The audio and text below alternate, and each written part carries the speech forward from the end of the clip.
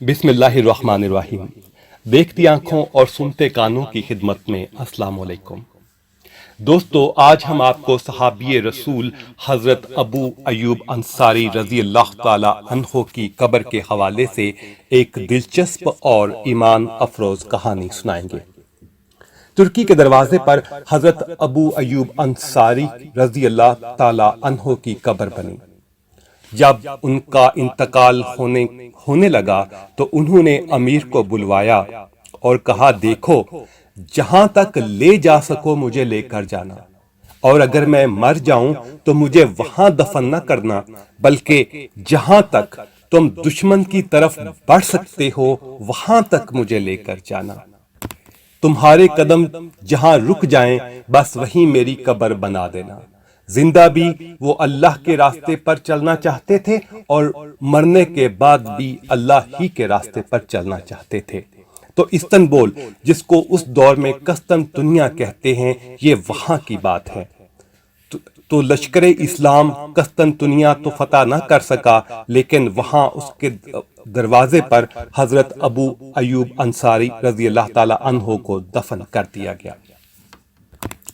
آپ صلی اللہ علیہ وآلہ وسلم نے فرمایا تھا کہ میری امت کے وہ افراد جو قسطنطنیہ پر حملہ کریں گے ان سب کی بخشش ہوگی۔ فرمایا کہ سب سے بہترین فاتح میری امت کا وہ ہوگا جو استنبول کو فتح کرے گا، جس کو اللہ تعالیٰ نے سلطان محمد فاتح کے ہاتھوں فتح کروایا۔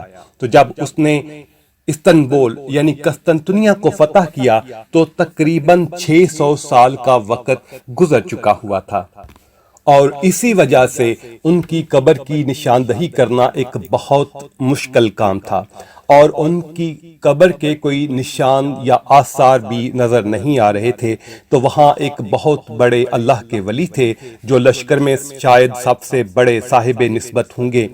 ان سے محمد بن فاتح نے کہا کہ آپ ہماری رہنمائی فرمائیے کہ حضرت ابو ایوب انصاری کی قبر کہاں پر ہے۔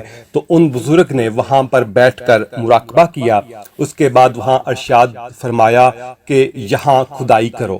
وہاں کھدائی کی تو کوئی 3-4 ہاتھ نیچے جب زمین کھودی گئی تو قبر نکل آئی، اور وہ بھی محفوظ حالت میں۔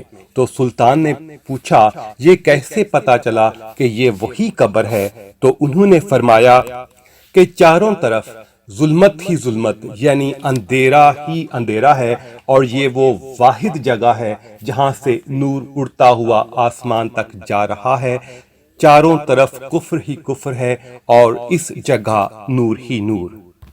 تو دوستو، اس طرح حضرت ابو ایوب انصاری رضی اللہ تعالی عنہ کی قبر کی نشاندہی ان کی وفات کے 600 سال بعد قسطنطنیہ کے دروازے کے اوپر یا قلعے کی دیوار کے ساتھ کی گئی تھی۔ انہی الفاظ کے ساتھ اجازت دیجیے، پھر ملتے ہیں آپ کے ساتھ ایک نئی کہانی کے ساتھ۔ اللہ حافظ۔